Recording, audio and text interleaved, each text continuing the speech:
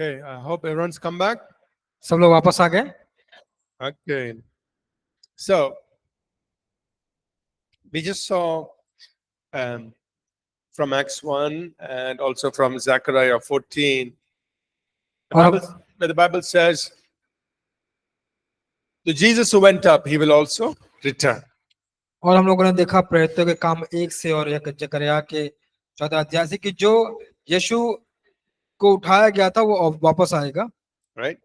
So, let us try to understand the sequence of events. और यहाँ पर जो घटनाक्रम है, आइए उसको समझने की कोशिश करते हैं. So, in the Hindi notes, do you have this picture? This oh, picture nahi hai. Hindi notes mein. You like to draw? Oh, okay. I thought.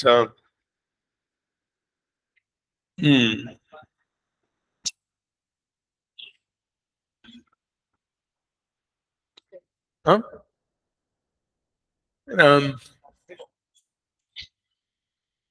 Okay, let's see what to do.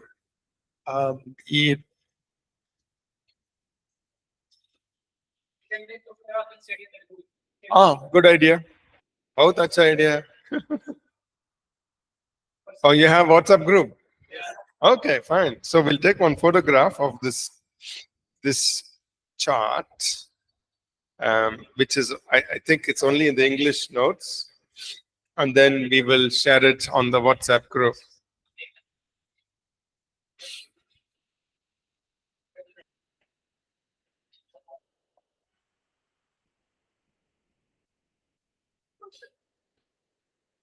Can make it nice and bright. Is it? Huh? कोई और भेज दीजिएगा मेरे पास network नहीं है.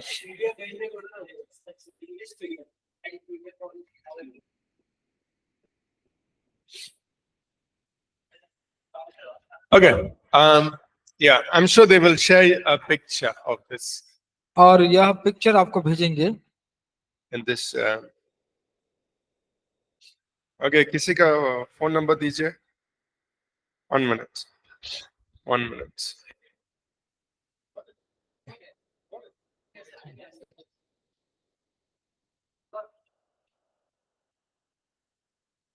Okay, everyone's got it. So, for those of you online, we are seeing this picture that's in the English notes on page 10. और page 10 में आपके जो पिक्चर है उसके बारे में बताया गया है. So we are right now in the time since the cross of Jesus. और अभी जो हम लोग हैं उस समय के दौरान है जो यीशु मसीह के क्रूस के समय के बीच में. So after the Lord Jesus ascended to heaven, जब यीशु मसीह को स्वर्ग में चढ़ाया गया, he sent the Holy Spirit, और पवित्र आत्मा को भेजा, and the church was born. और कलीसिया का स्थापना हुआ. So now we are in the church age. और हम लोग अभी कलीसिया के युग में हैं. Okay? The next big thing that's going to happen, और जो दूसरी बात अभी जो होने वाली है, is called the rapture of the church. वह कलीसिया का रैप्चर या उठाया जाना होगा. That means the church is going to be taken out, is going to be taken into heaven. कि जो कलीसिया है उसको स्वर्ग में उठा लिया जाएगा. So when we say church, we mean all believers. तो जब हम चर्च या कलीसिया कहते हैं, इसका मतलब होता है सारे विश्वासी. Right? We will get into the details of all this. I'm just giving you an overview, then we will get into the details. मैं सिर्फ आपको थोड़ा एक आकार दे रहा हूँ समझने के लिए. इसके अंदर जाके हम इसको पढ़ेंगे. मैं सिर्फ आपको समझा रहा हूँ. Okay, and maybe I will draw on the whiteboard. I'll draw this properly. और So, व्हाइट बोर्ड में मैं इसको तस्वीर बनाऊंगा so we can see it from tomorrow on. कि कल से हम इसको देख पाएंगे. So the next thing that's going to happen is that the church is going to be taken out of the way. और जो अगली बात होने वाली है कि कलीसिया को ऊपर उठाया जाएगा उस विवाह में. The Lord Jesus will come for the church. और प्रभु यीशु आएंगे उस कलीसिया के लिए. But it's a secret coming. लेकिन यह एक गुप्त आना होगा, That means when he comes for the church, जिसका मतलब होता है कि जब वो कलीसिया के लिए आते हैं the world will not see him तो संसार उसे नहीं देखेगा। at that time. उस समय में He comes just for believers, वह सिर्फ विश्वासियों के लिए आता है, and we will meet him in the clouds, in the air, और फिर हम उनको मिलेंगे उसके घर में, and हवा में, he will take us into heaven, और फिर वह हमें स्वर्ग में ले जाएंगे, and we will be in heaven for 7 years. और हम लोग वहां स्वर्ग में 7 साल तक रहेंगे। On the earth, पृथ्वी पर, that will be the last 7-year period, और वह 7 वर्ष का घड़ी होगा, दौरान होगा, which is referred to as the 7 years of tribulation. जिसको 7 वर्ष का महाकलेश करके कहा जाता है। Okay? ठीक है, Now, we'll be in heaven during the 7 years of tribulation. The Bible tells us what will be happening on the earth. और उस महाकलेश के 7 वर्ष के दौरान बाइबल बताते हैं कि इस पृथ्वी पर क्या होगा।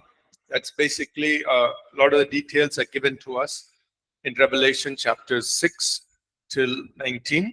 और प्रकाशित वाक्य 6 से 19 में बहुत सारे विस्तार की बातें बताई गई इसके विषय में, During the 7 years of tribulation. जो 7 साल का महाक्लेश होगा उसके बारे में। At the end of the 7 years of tribulation, और 7 साल के महाक्लेश के अंत में the Lord Jesus will come. प्रभु यीशु मसीह आएंगे, That is called the second coming of Christ. और उसको कहता है मसीह का दूसरा आगमन।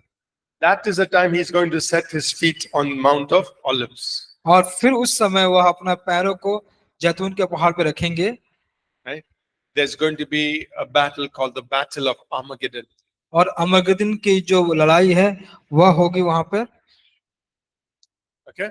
At the end of those 7 years of tribulation. और वह 7 वर्ष के महाक्लेश के अंत में हर्मगिदोन की लड़ाई होगी। And that will be the beginning of the 1000-year reign of Christ. और वह 1000 साल राज्य जो परमेश्वर का यीशु मसीह का होगा उसका शुरुआत होगा। So from the end of the Battle of Armageddon, और हर्मगिदोन के लड़ाई के अंत में Jesus will rule and reign for 1000 years. और यीशु वहां पर राज्य करेंगे और शासन करेंगे 1000 साल तक On the earth. इस पृथ्वी पर। The Battle of Armageddon will end with Satan and his demons being bound and taken out of the earth. और हर्मगिदोन की जो लड़ाई होगी वह शैतान और उसके दुष्टात्माएं सबको उस पृथ्वी पर निकालने के द्वारा होगी। So this is explained to us in Revelation chapter 20 verses 1 to 4. और इसको हमको समझाया गया है प्रकाशित वाक्य 20 के 1 से लेकर 4 वचन तक। So during the 1000-year reign of Christ, और मसीह के 1000 साल के शासन के समय the nature of everything will be very different because the devil and his demons are not there. तो जो हर एक वस्तु का जो स्वभाव होगा, व्यक्ति का जो स्वभाव होगा बहुत दूसरा होगा, क्योंकि वह शैतान का जो स्वभाव था वो नहीं रहेगा। Are you following me in the picture? आप वह जो पिक्चर दिया गया है उसको देख के आप समझ रहे हैं क्या? Yes, you're हाँ है following? ना? Yeah. Okay. The 1000-year reign of Christ. जो 1000 साल का जो राज्य होगा, शासन होगा मसीह का। At the end of the 1000 years, और जो 1000 साल के अंत में Satan will be released for a short period of time. और शैतान को छुड़ाया जाएगा एक छोटे समय के लिए। And he will make one final attempt to go against the city of Jerusalem, against the Lord and against his people. और वह एक अंतिम प्रयास करेगा कि जो परमेश्वर के लोग हैं उसके विरोध में जाए, परमेश्वर के विरोध जाए और परमेश्वर के लोग के विरोध में जाए। But he will be destroyed. लेकिन उसका नाश कर दिया जाएगा। So at the end of the 1000 years, और 1000 साल के अंत में Satan and all his demons will be cast into the lake of fire. शैतान और उसके सारे दुष्ट आत्माएं उसको जो नरक की आग में फेंक दिया जाएगा। And then there will be a great white throne judgment. और वहां पर एक श्वेत बड़ा सिंहासन जो न्याय का होगा वह होगा। the great white throne judgment, every human being who ever lived will stand before God. और वह जो सिंहासन होगा, जो श्वेत बड़ा सिंहासन होगा, जितना भी मानव जाति जो पहले जिया था वह परमेश्वर के सामने खड़ा होगा। There'll be the separation of the sheep and the goats. वहां पर बकरे और भेड़ को छांटा जाएगा। The sheep are people who are already saved, और वह भेड़ वो लोग होंगे जो उद्धार पा चुके हैं, and those who have rejected the Lord will be separated and cast into the lake of fire. और जो उन पर विश्वास नहीं करते हैं उनको, जो बकरियां हैं, उनको परमेश्वर छांट के उसको नरक की आग में फेंक देगा। That's Revelation chapter 20, verse 15. और वह है प्रकाशित वाक्य अध्याय 20 उसका 15 वचन। Then there will be new heavens and the new earth. और वहां पर एक नया स्वर्ग होगा, नई पृथ्वी होगी। Everything, this old earth and the universe as we know it today will be gone. और जो संसार और जो पृथ्वी है वह जो पुरानी हो गई अभी, अब वो चली जाएगी। When it says new heavens means the whole universe gone. और जो नया स्वर्ग मतलब कि सारा संसार जो है वो चला जाएगा। In the beginning, God created heavens and the earth. Revelation 21, new heavens, new earth. और आदि में परमेश्वर ने पृथ्वी और संसार की रचना की, लेकिन प्रकाशित वाक्य 20 के 1 में नया स्वर्ग और नया पृथ्वी बनेगा। In the new heavens, new earth, we don't need sun, we don't need moon. और उस नए स्वर्ग और नए पृथ्वी पर हमको सूर्य की जरूरत नहीं होगी, हमको चंद्रमा की जरूरत नहीं होगी। It'll be very different. वह अलग होगी। And that's Revelation chapters 21 and 22. और वह प्रकाशित वाक्य अध्याय 21 और अध्याय 22 है। And over there, the life will be very different, and we will live eternally with the Lord. और वहां पर जीवन बहुत अलग होगा और हम परमेश्वर के साथ अनंत काल तक जिएंगे। Okay? ठीक है? So this is just outline. तो ये सिर्फ बाहरी रेखा जो है वो मैंने आपको बताया। There are a lot of details in each of these, और प्रत्येक में बहुत सारे विस्तार की बातें हैं which we have to see. जिसको हमको देखना है। What will happen when we are in heaven? क्या होगा जब स्वर्ग में हम रहेंगे, What will be happening here on earth? और इस पृथ्वी पर क्या होगा, What will happen during the 1,000 years? और 1000 साल के जो शासन है उस समय क्या होगा, How will the new heavens and new earth happen? और कैसे नया स्वर्ग और नया पृथ्वी होगा। All those details are there in the Bible. वो बाइबल में सारे जो विस्तार की बातें हैं। But first, you understand the outline. लेकिन अभी क्या कीजिए, अभी जो बाहरी रेखा है उसको आप समझ लीजिए, Then we will get into the details. और फिर जाके हम जो विस्तार है उसमें जाएंगे। Any questions about the outline? और जो हम लोगों ने जो अभी बाहरी रेखा जो बताया है उसके बारे में कोई प्रश्न है आपके पास? Yes.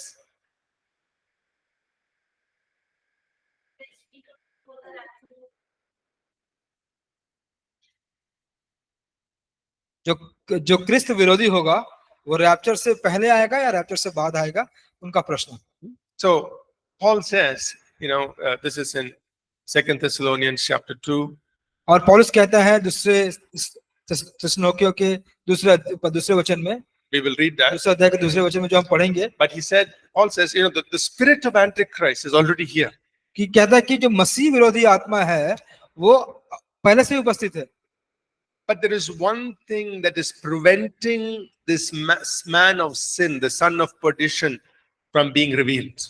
और एक बात जो इस जो बात को और इस जो भाग करने वाले पुत्र का जो बात है जिसको रोक के रखता है, when that is taken out of the way, then this man of sin will be revealed. और जब इसको उस रास्ते पे ले जाया जाएगा तब यह जो मनुष्य, जो पाप का मनुष्य है, उसको दिखाया जाएगा। So the Antichrist will be on the earth, तो मसीह विरोधी पृथ्वी पर होगा, but nobody will know him yet.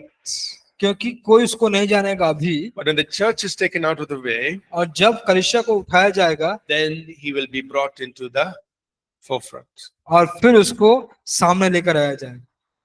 Okay, we'll see that in 2 Timothy chapter 2. We will also see it based on Revelation chapter 6. Revelation chapters 4 and 5 will describes the church in heaven. Revelation 6:1. It's the revelation. The first seal that is opened is this man coming riding on a white horse, and that's the Antichrist. और जो व्यक्ति सफेद घोड़े पर चढ़ के आएगा उसको मसीह विरोधी कहा जाता है, जो आपको प्रकाशित वाक्य अध्याय 6 में So मिलेगा। the 7 years of tribulation, which begins in Revelation 6 verse 1, begins with this Antichrist being revealed. और यह प्रकाशित वाक्य 6 का 1 जो शुरू होता है, जहां पर 7 वर्ष का महाकलेश होता है, वहां पर यह श्वेत घोड़े पर यह व्यक्ति आता है। Yeah? So the church is taken out, then the Antichrist is revealed. जो कलीसिया को उठाया जाएगा, तब जो मसीह विरोधी है वो आएगा। Yes.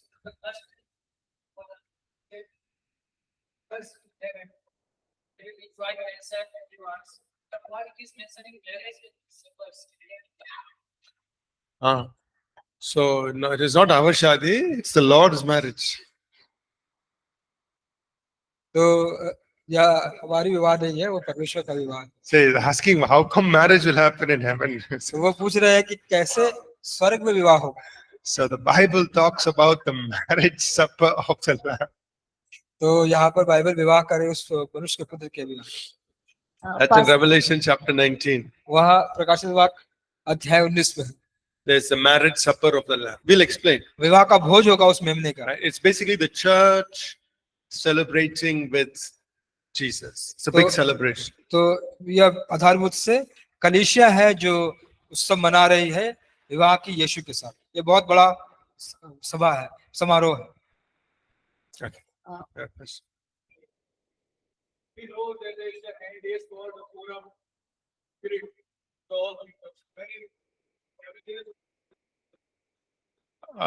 Okay. So the question is, God is pouring out His Spirit. When will that happen? During, I mean, now or during this tribulation? तो वो कह रहा है कि भाई पूछ रहे हैं कि जो परमेश्वर अपने आत्मा को उड़ेलेगा वो कब, अभी या जब महाक्लेश आएगा तब? So the answer is both. तो उत्तर है दोनों। So right now, God is pouring out His Spirit all अभी भी over the world. परमेश्वर अभी भी अपने आत्माओं को लोगों को उतार रहा है, उड़ेल रहा है। And there will be a greater move of the Holy Spirit before the rapture of the church, और before चर्च the को उठा tribulation. और जो महाक्लेश और रैप्चर जो होगा उससे पहले भी परमेश्वर अपने आत्माओं को लोगों को उड़ेलेगा। Because God wants to gather in as many souls into the kingdom. और परमेश्वर चाहते हैं कि जितने भी ज्यादा आत्माएं हैं उनको एकत्रित करें उसके बचाए जाने के लिए। Once the church is taken out of the way, और जब उस कलीसिया को उठाया जाता है the Holy Spirit is going to continue to work on the earth. तो पवित्र आत्मा लगातार पृथ्वी पर काम करेगा। We see in the book of Revelation, He does many things. हम देखते हैं प्रकाशित वाक्य में कि वो बहुत सारे कामों करते हैं। In Revelation 7, we see 144,000 Jews who are anointed to serve the Lord during the tribulation. हम देखते हैं कि जो यहूदी थे महाक्लेश के दौरान 1,44,000 यहूदियों को वो नियुक्त किया जाएगा कि वे सेवा करें। We also see that in Revelation 8, there'll be a great prayer movement, a lot of people praying on the earth. और प्रकाशित 8 में देखते हैं कि बहुत बड़ी प्रार्थना की क्रांति आएगी, लोग प्रार्थना करेंगे। अध्याय 8 में प्रकाशित वाक्य। Revelation 12, we see how when many people are being persecuted, they have the testimony of Jesus, and the testimony of Jesus is the spirit of prophecy. That's the Holy Spirit. और जब देखते हैं प्रकाशित 12 में कि बहुत सारे लोगों को जब सताव होगा तो वह मसीह का गवाह देंगे, वह मसीह का गवाह कलीसिया के लिए देंगे। And Zechariah prophesied in Zechariah 12 verse 10. और जकरिया के 12 के 10 में उसने पहले से भविष्यवाणी कर दी है। Let's read it. He said that God will pour out His Spirit on the house of David. Zechariah 12 verse 10. और जकरिया का 12 का 10 पढ़ेंगे। Zechariah. जकरिया। मैं दाऊद के घराने और यरूशलेम के निवासियों पर अपना अनुग्रह करने वाली और प्रार्थना सिखाने वाली आत्मा उंडेलूंगा, तब वे मुझे ताकेंगे, अर्थात जिसे उन्होंने बेधा है, और उसके लिए ऐसे रोएंगे जैसे एक लौते पुत्र के लिए रोते पीटते हैं, और ऐसा भारी शोक करेंगे जैसे पहलौठे के लिए करते हैं। So Zechariah prophesied. यहाँ पे जकरिया भविष्यवाणी करते हैं। Just before the Jewish people can see the one whom they pierced. और उस समय जब यहूदी लोग देख सकते हैं उनको जो दिखाई पड़ता है, He says, I will pour out my spirit upon them, तो वो कहता है कि मैं अपने आत्मा को उनको ऊपर उड़ेल दूंगा, on the house of David and Israel. और इज़राइल और दाऊद के घराने के That ऊपर। means during the 7 years of tribulation, तो इसका मतलब है जो 7 साल का महाक्लेश का जो समय होगा, towards the end of that 7 years, और उसके 7 साल के अंतिम समय के, there's going to be an outpouring of the Holy Spirit on the house of Israel. और इज़राइल के घर के ऊपर पवित्र आत्मा का उड़ेला जाना होगा।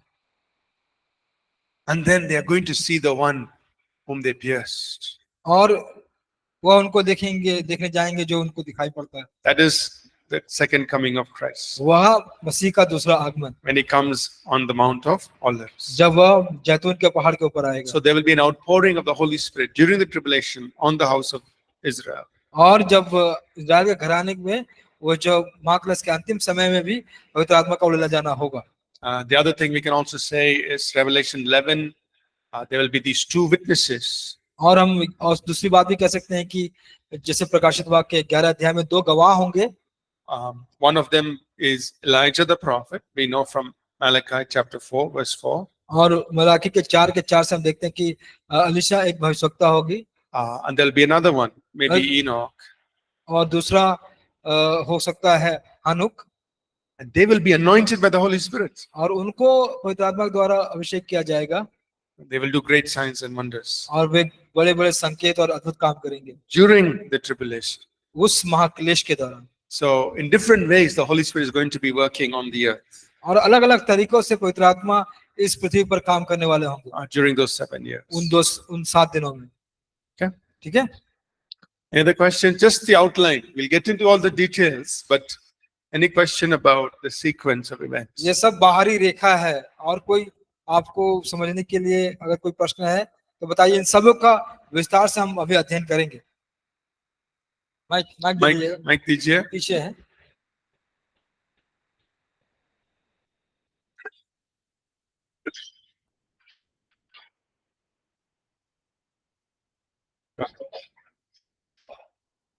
सर मेरा क्वेश्चन है कि जैसे बाइबल में लिखा है कि अंत के दिनों में यीशु के नाम से बहुत सारे झूठे भविष्यवक्ता खड़े होंगे, चिन्ह और चमत्कार करेंगे, अद्भुत कार्य करेंगे, लंगड़ों को चलाएंगे, अंधे को आंखें देंगे।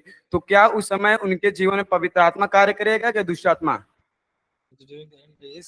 God said that there will be many who will raise up in the name of Jesus. They will do all the miracles. So through them, all Holy Spirit will work, or Holy Spirit, like the false king. So let's look at some passages. Matthew chapter 7. आइए हम कुछ वचनों को देखेंगे उस प्रश्न के लिए। मत्ती 7, Matthew 7. मत्ती 7, And we will read verses 21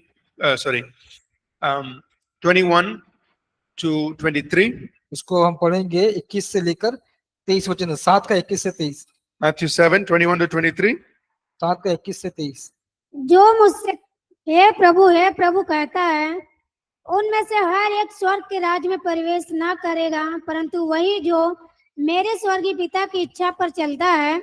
उस दिन बहुत से लोग मुझसे कहेंगे, हे प्रभु, क्या हमने तेरे नाम से भविष्यवाणी नहीं की, और तेरे नाम से दुष्ट आत्माओं को नहीं निकाला, और तेरे नाम से बहुत से आश्चर्य कर्म नहीं किए? तब मैं उनसे खुलकर कह दूंगा, मैं तुमको कभी नहीं जाना है।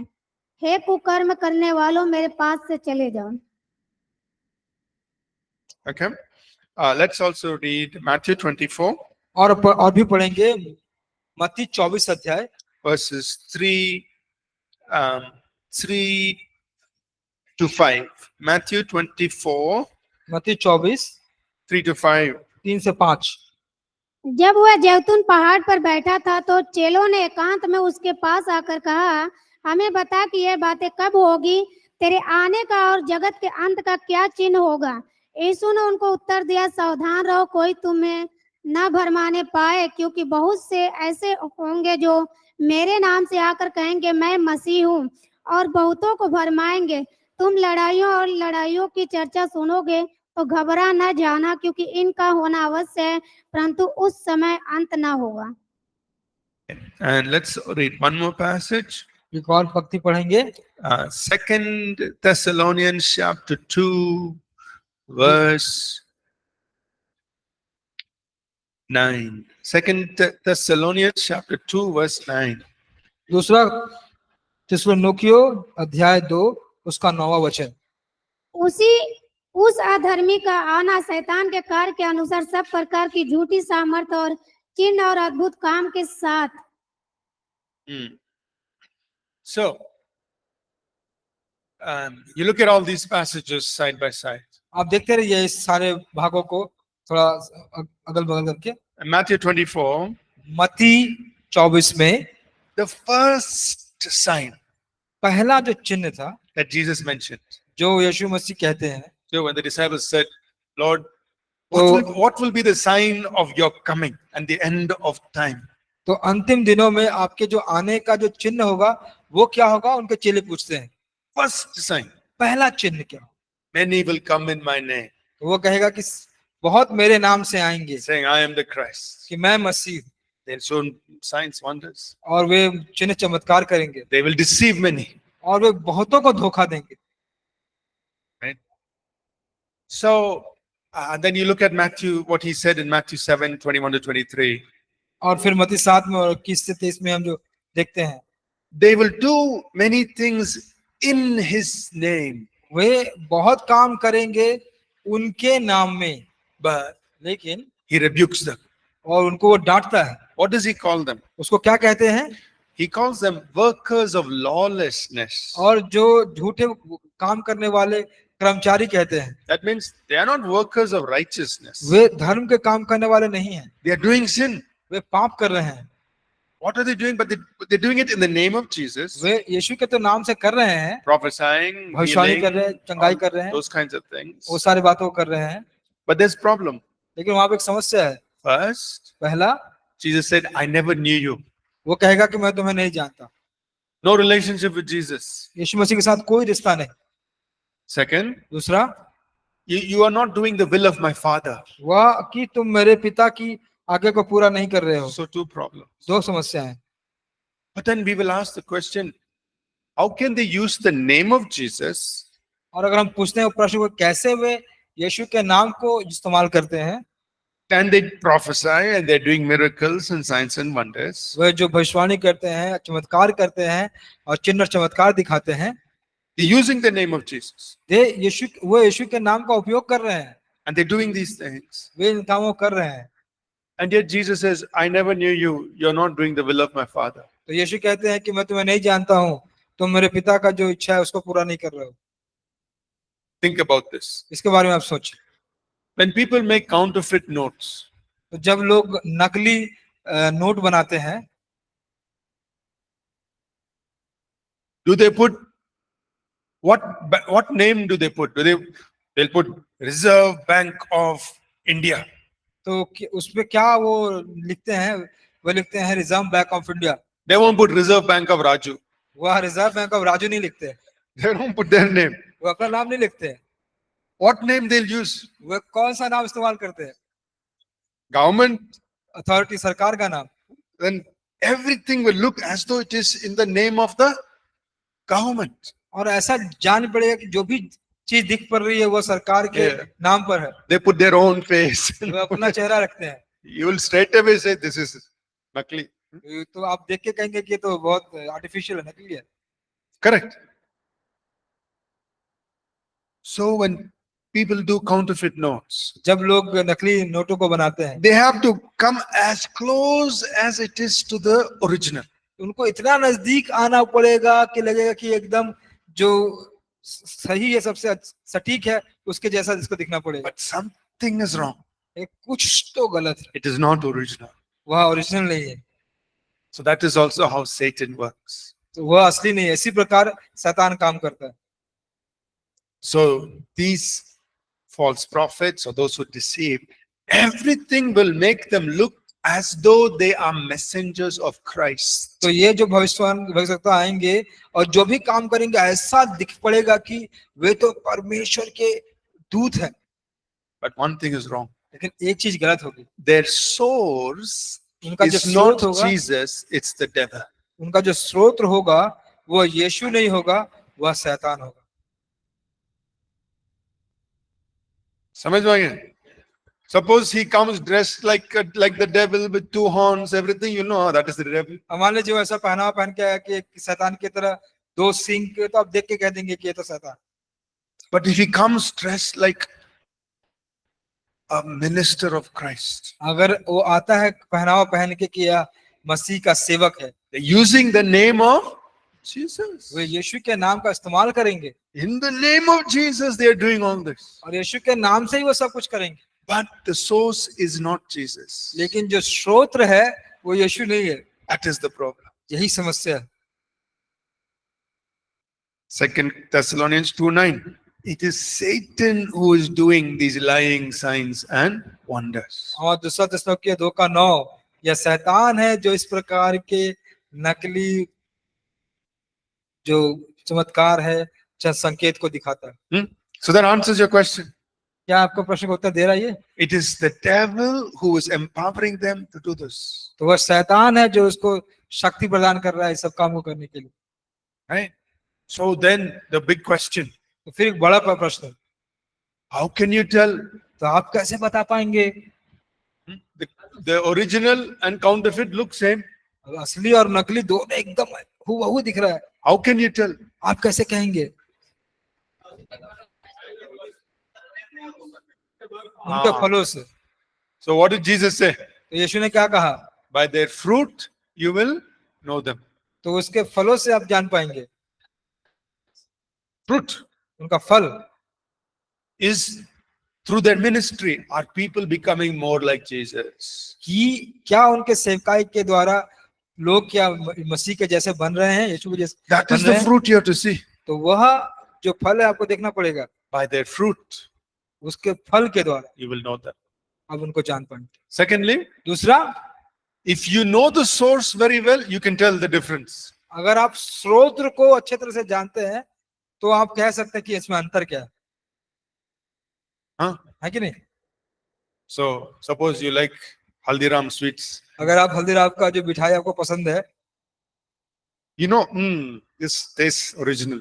तो आप खाएंगे तो कहेंगे हाँ ये तो असली जैसा स्वाद आ रहा है। Somebody gives you something else.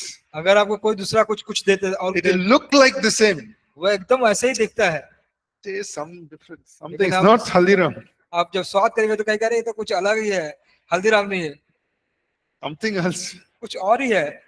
So when you know the original तो जब आप असली को जान जाते हैं, and you know Jesus, जब यीशु को जान जाते हैं, then you can tell. You can discern. तब आप बता सकते हैं, आप भाप सकते हैं, समझ सकते हैं। Amen.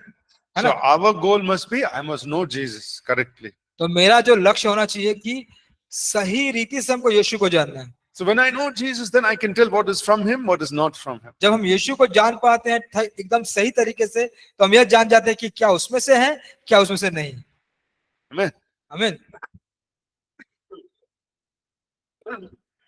So that is the first sign Jesus gave तो वह पहला चिन्ह था जो यीशु दिया, about the end of times. जो अंतिम समय के बारे में है।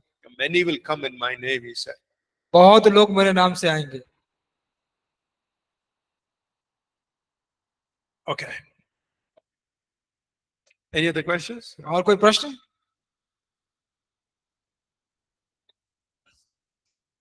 Believers?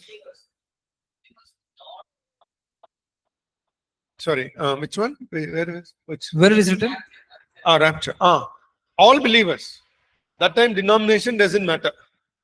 तो भाई का प्रश्न था कि बिलीवर्स का कहा जाना कि सारे विभाजन जो मसीह में है, या तो पास्टर कह रहे हैं कि सारे, उसमें विभाजन का कोई मतलब नहीं।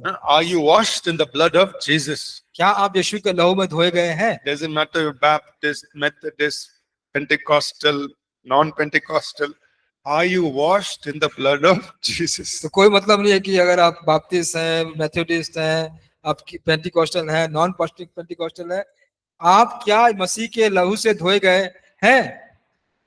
Have you believed in Jesus Christ? क्या आपने यीशु मसीह पर विश्वास किया? That is the question. Okay. वही प्रश्न। So, shall we start going into the details? तो क्या हम लोग अभी जो गहराई में जाना शुरू करें? Okay. You understood the outline. तो आपने जो बाहरी रेखा है उसको समझ लिया जी। The person who are doing false teaching, are they come because No, no. The people who are doing false thing, no. So there are two kinds of false people. देखिए नकली भी दो प्रकार के नकली लोग होते हैं। Some people, and maybe majority, they started right, but then they went wrong. देखिए बहुतों में क्या होता है कि वे सही रीति से तो शुरू करते हैं लेकिन गलत दिशा में ले चले जाते हैं। That is one kind. एक प्रकार का वो हुआ। Second is they started wrong, but they're coming as though they are messengers of Christ. और कुछ तो ऐसे होते हैं कि जो गलत तरीके से शुरू किए लेकिन ऐसा प्रतीत हो रहा है कि जैसे कि वो मसीह के दूत हैं।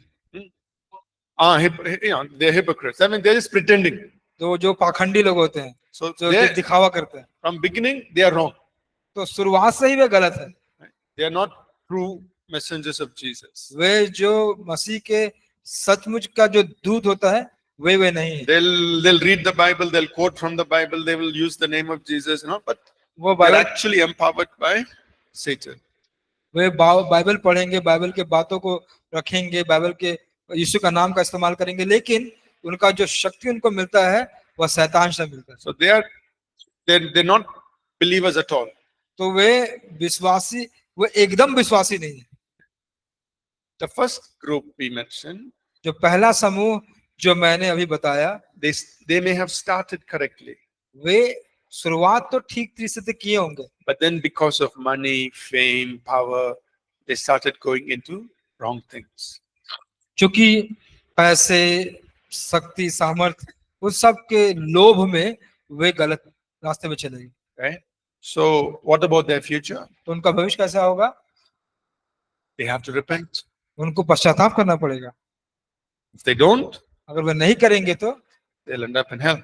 तो फिर उनको नरक में उनका सामना होगा। Understand? ठीक है। All right, so let's go into the details now. तो आइए अब हम विस्तार से जाएंगे। So, the rapture of the church. तो रैप्चर या कलीसिया का उठा लिया जाना। Oh, या ठीक है। I can take this. So we see two main passages. और फिर यहाँ पर हम लोग दो मुख्य भाग को देखते हैं। Let's read 1 Thessalonians chapter 4, verses 13 to 18. आइए हम पढ़ेंगे पहला थिस्सलुनीकियों अध्याय 4 13 से 18। 1 Thessalonians 4, पहला थिस्सलुनीकियों 4 13 to 18. 13 से 18। हे भाइयों, हम नहीं चाहते कि तुम उनके विषय में जो सोते हैं अज्ञानी रहो। ऐसा न हो कि तुम दूसरों के समान शौक करो जिन्हें आशा नहीं, क्योंकि यदि हम विश्वास करते हैं कि यीशु मरा और जी भी उठा, तो वैसे ही परमेश्वर उन्हें भी जो यीशु में सो गए हैं उसी के साथ ले आएगा।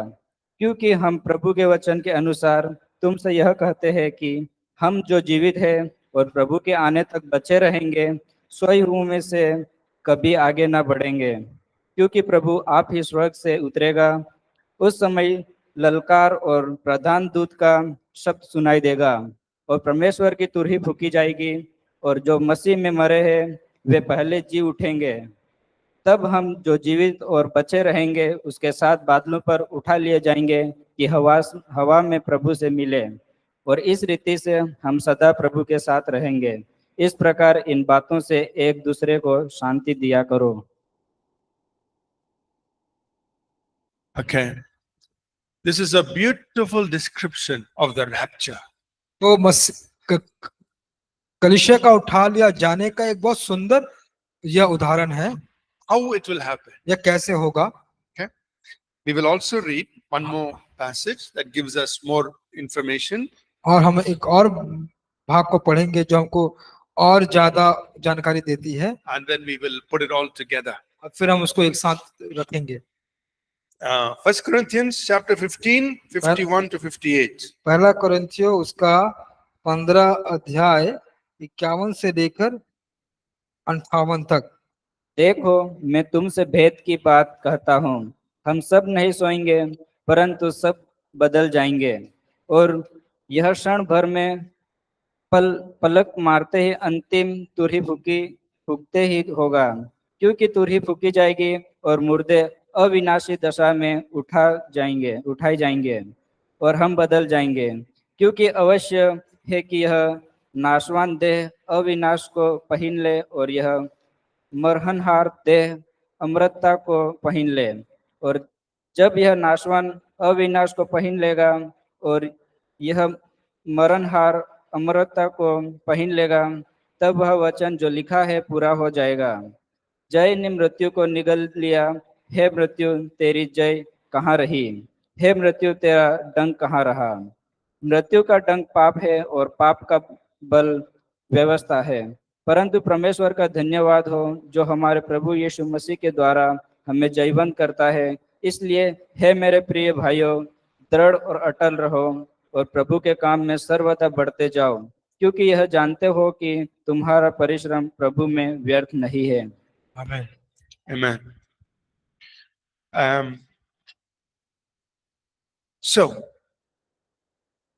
these two passages, So ये दोनों जो वचन के भाग हम लोगों ने देखा, keep it side by side, put it together, उसको अगल बगल रख के एक साथ उसको देखिए, both written by the Apostle Paul और दोनों प्रेरित पौलुस के द्वारा लिखा गया है and describing the same event. और एक ही घटना का वर्णन कर रहे हैं। So, what he is saying, तो वो क्या कहते हैं? say, brothers, कहते हैं, भाई the trumpet will sound, तुरही की आवाज सुनाई देगी the trumpet will sound in heaven, और स्वर्ग में तुरही की आवाज सुनाई देगी and the Lord himself will descend. और फिर प्रभु खुद वह नीचे उतरेगा। It's that first trumpet is announcing the coming of the Lord. और जो पहला तुरही होगा वह घोषणा करेगा परमेश्वर के आने का। And then he brings with him those who have already died. और वह उनके अपने साथ उनको लेके आता है जो पहले से मृत थे। That means the spirit and soul of every person who has died in Christ. उन लोगों के प्राण और आत्मा को जो मसीह में सो चुके थे, मर चुके थे। And all the spirits of all the Old Testament saints. और वे सारे आत्माओं जो पुराने आत्मा के संत थे उनको, They're all in heaven now. वे अभी स्वर्ग में हैं। Okay. So today if a believer dies, तो आज अगर एक विश्वासी मरता है तो body goes, शरीर चला जाता है। we don't know, sometimes they die in the ocean, they die in the river, they die on land, whatever, body is gone. देखिए, कभी सागर में, कभी नदी में, कभी जमीन में, जब शरीर मरता है तो शरीर चला जाता है, But the spirit goes to be with Jesus. लेकिन जो आत्मा होता है वह यीशु के साथ रहने जाता है। So at that moment, तो उस समय में when the trumpet sounds, जब तुरही बजती है the Lord descends. और परमेश्वर नीचे उतरते हैं, He brings with him the spirits of those who have already died. और उनके साथ वो आत्मा को लेके आते हैं उनका जो पहले से मर चुके हैं। And और another trumpet will sound. और फिर दूसरी तुरही बजेगी, This is the second trumpet, or it's called the last trumpet. जिसको कहते हैं दूसरा तुरही या अंतिम तुरही। When that trumpet sounds, जब वह तुरही बजती है, so the first trumpet is announcing the Lord is coming. और पहला तुरही है कि उसका बात का घोषणा करना कि प्रभु आ रहे हैं। The second trumpet, which Paul writes in 1 Corinthians 15, और जो दूसरी तुरही है जो पहला कुरिन्थियों 15 में लिखता है पौलुस, he says, in a moment, in the twinkling of an eye, at the sound of the trumpet, और वो कहता है कि उस क्षण में पलक झपकते ही उस तुरही के शब्द में, when this last trumpet sounds, जब ये अंतिम तुरही बजेगी, our bodies will be changed. हमारा जो शरीर होगा वो बदल जाएगा। And the spirits of these people और जो इन लोगों का जो आत्मा है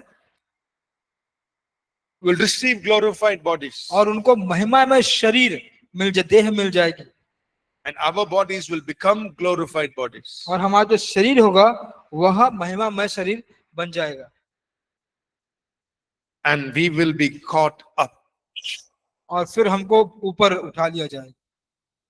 And we will meet him in the clouds. We'll meet him in the air. और फिर उनको हम हवाओं में बादलों में मिलेंगे from all over the world, everywhere. और हर जगह से, संसार के हर जगह से We will meet him in the air उनको हम स्वर्ग में मिलेंगे and he will take us into heaven. और फिर वो हमको स्वर्ग में लेके जाएगा।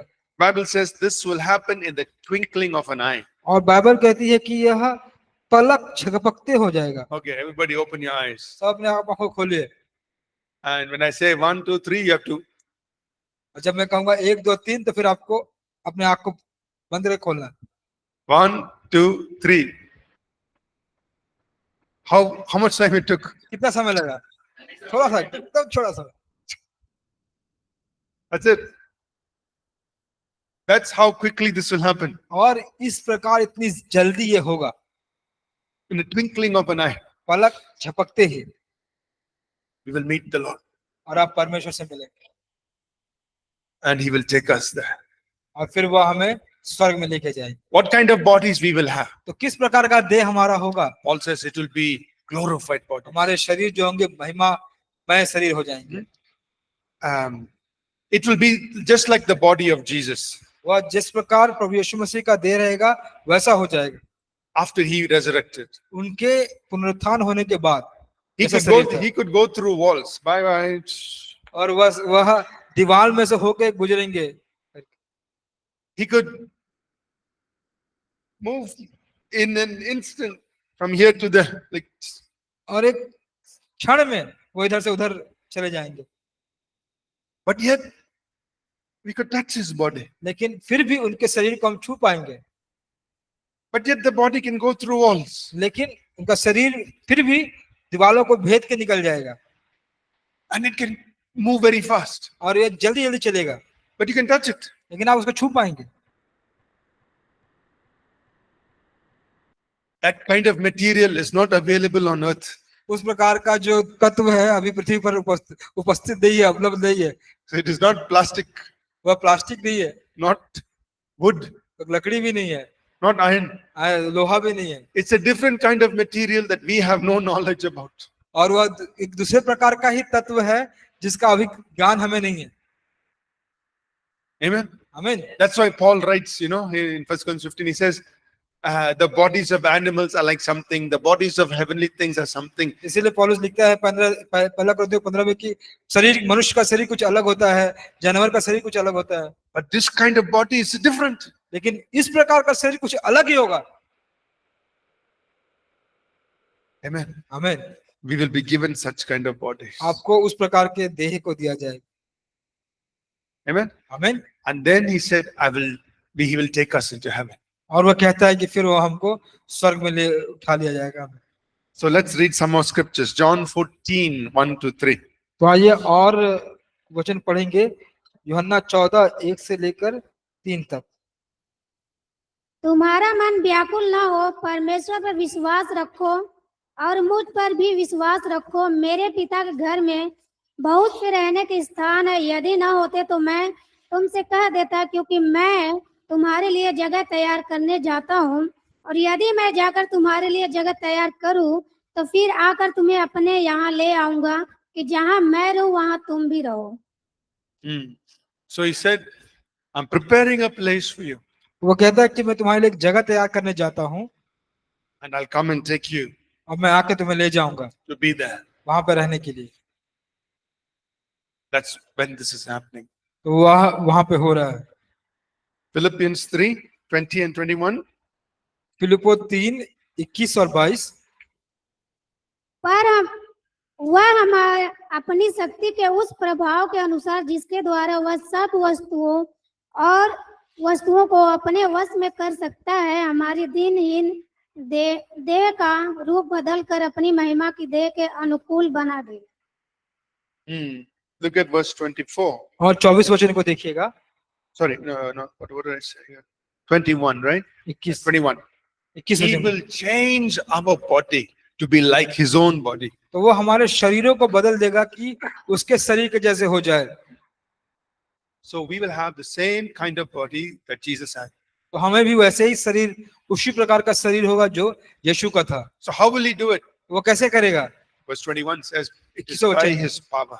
उसके सामर्थ्य के द्वारा He will change our body वो हमारे शरीरों को बदल देगा to be like his body. कि उसके शरीर के जैसे हो जाए। That's what will happen at the rapture. और वही रैप्चर के दौरान होगा And we will be taken up to be with him in his presence. और हमको उठा लिया जाएगा उसके उपस्थिति में उसके साथ रहने के लिए। Okay? ठीक है, We'll take a break. एक ब्रेक लेंगे। Please don't rapture. You come back after the break. तो आप 2:30 बज जाए, रैप्चर मत हो, आप आ जाइएगा ब्रेक के बाद। Okay, we have one more lecture. एक और लेक्चर है, See you. आपको मिलते हैं फिर।